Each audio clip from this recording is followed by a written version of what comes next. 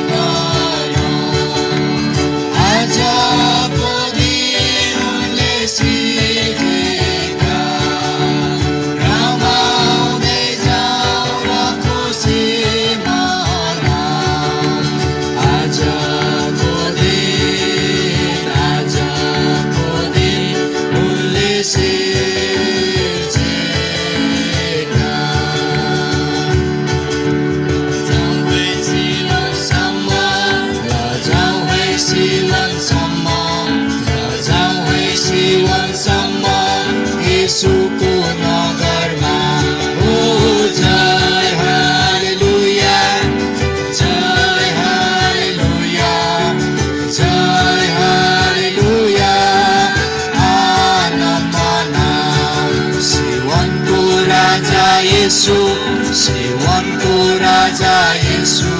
Siwanku Raja Yesus.